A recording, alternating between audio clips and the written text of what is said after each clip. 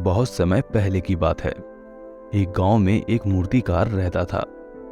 वह ऐसी मूर्तियां बनाता था जिसे देखकर हर किसी को मूर्तियों के जीवित होने का भ्रम हो जाता था, और इसी कारण आसपास के सभी गांव में उसकी प्रसिद्धि थी और लोग उसकी मूर्ति कला के कायल थे। लेकिन होता है ना, ज्यादा काबिलियत या सफलता आपके अंदर घमंड पैदा कर देती है। तो ऐसे ही मूर्तिकार को भी अपनी कला पर घमंड हो गया था। लेकिन जैसे भी हो, मूर्तिकार के जीवन का सफर चलता रहा। लेकिन कब तक ऐसा चलने वाला था? तो एक वक्त ऐसा भी आया जब उसे लगने लगा कि उसकी मृत्यु होने वाली है। उसने सोचा, लगता है अब मैं ज्यादा समय तक जीवित नहीं रह पाऊंगा। लेकिन जब उसे अपने मृत्यु के निकट आने का एहसास हुआ तो वह परेशान हो गया और उसने यमदूत को भ्रमित करने के लिए एक योजना बनाई। उसने हूबहू अपने ही जैसी 100 मूर्तियां बनाई और खुद मूर्तियों के बीच जाकर बैठ गया। यमदूत जब उसे लेने आए तो वे एक जैसी 101 आकृतियों को देखकर दंग रह गए। वे पहचान ही नहीं पा रहे थे कि आखिर मूर्तियों में असली मनुष्य है कौन। वे सोचने लगे कि आखिर अब किया क्या जाए।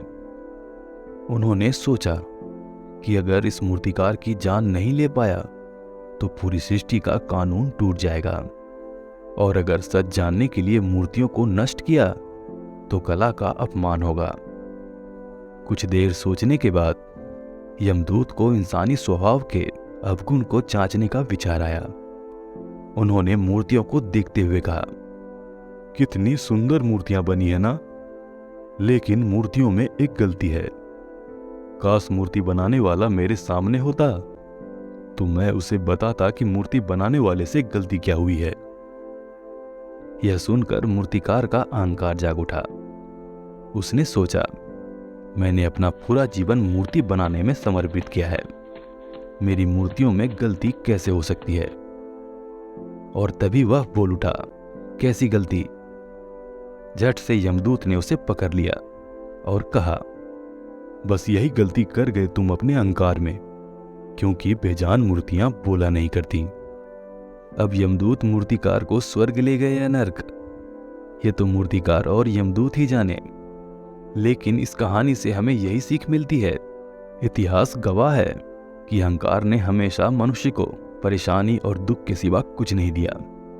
तो आप भी चाहे कितने भी सफल क्यों ना हो जाए, अहंकार या घमंड को अपने से दूर रखिएगा। बाकी आपको ये कहानी कैसी लगी कमेंट में जरूर बताइएगा।